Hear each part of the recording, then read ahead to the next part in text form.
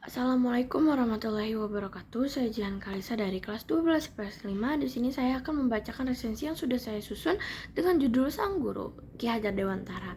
Jenis buku ini tuh adalah buku fiksi dan tahun diterbitkannya tahun 2015 di Jakarta. Nama penerbitnya itu adalah Imania dan pengarangnya adalah Haidar Musyafa. Tebal halamannya buku ini 420 halaman. Memang cukup banyak ya. Sinopsis buku: memiliki nama asli Raden Maswardi, putra dari Kanjeng Pangeran Harjo Suharjoningrat dan Raden Ayu Sandijah, atau yang biasa kita sebut dengan Ki Hajar Dewantara, lahir tuh pada tanggal 2 Mei 1889. Meskipun orang tua Ki Hajar Dewantara masih keturunan langsung dari Kanjeng Gusti Pangeran Adipati Harjo Surjo Suharjoningrat atau Sri Paduka Pakualam III, mereka tidak diperbolehkan tinggal di dalam istana Pura Pakualam.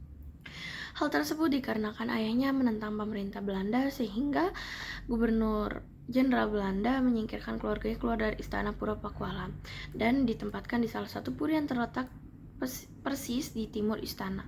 Itu sebabnya Ki Hajar Dewantara memiliki kesempatan untuk bergaul dengan teman-teman dari berbagai kalangan. Singkat cerita, Ki Hajar Dewantara masuk di sekolah Europe Sich Legree School atau disingkat dengan ILS. Sejak masuk sekolah di ILS, Ki Hajar Dewantara merasa jika hidupnya semakin bermakna dan berwarna.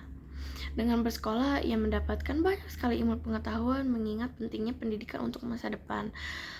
Membuat Ki Hajar Dewantara memikirkan nasib teman-temannya yang berasal dari kalangan jelata. Namun, peraturan pemerintah Hindia Belanda tidak mengizinkan kalangan rakyat biasa untuk sekolah sebab mereka disiapkan untuk menjadi tenaga buruh kasar di kongsi-kongsi perdagangan pemerintah penjajah itu. Oleh sebab itu, setiap sore Ki Hajar Dewantara menceritakan pelajaran-pelajaran yang ia dapatkan di ILS. Dengan begitu, secara tidak langsung Ki Hajar Dewantara menularkan ilmu-ilmu pengetahuan yang dimilikinya kepada teman-teman sebayanya. Jadi kayak paginya dia sekolah, sorenya dia cerita tuh ke teman-temannya pelajaran yang udah dia dapetin tuh di sekolah. Jadi temannya ikut belajar gitu kan. Terus ada biografi penulis. Haidar Musyafa lahir dalam keluarga yang sederhana di Sleman tanggal 29 Juni 1986.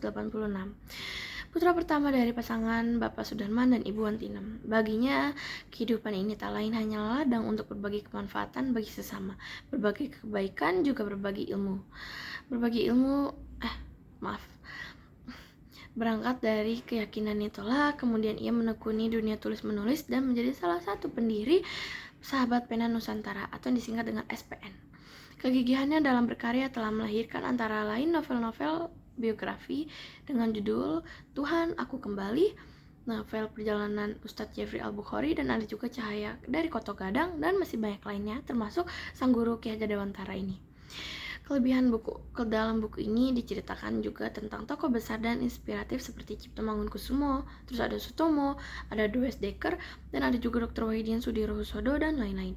Organisasi-organisasi besar pun turut diceritakan seperti Budi Utomo, Serikat Islam, Idis Partij, Bumi Putra, dan lain-lain. Serta menceritakan pula secara detail detik-detik Indonesia merdeka. Nah, kekurangan dari buku ini tuh dalam buku ini terdapat begitu banyak bab yang disusun sehingga pembaca cukup bosan untuk membacanya. Dalam buku ini penyampaian informasi historis yang dipaparkan juga terlalu kental sehingga mirip dengan buku sejarah.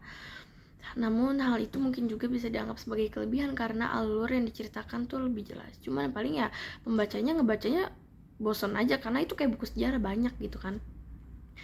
Nah, terus kesimpulan dari buku ini adalah buku ini menggambarkan perjalanan hidup Ki Hajar Dewantara mulai dari masa kecilnya, kehidupan masa remajanya, hingga menjadi pahlawan pendidikan Indonesia. Dikisahkan tentang bagaimana Ki Hajar Dewantara tumbuh dalam keluarga priayi di Yogyakarta dan mendapatkan pendidikan awal yang cukup baik.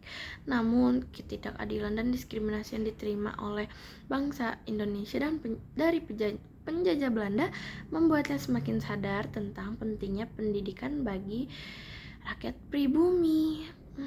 Sedih ya, tapi ya gimana. Nah, kurang lebihnya mohon maaf.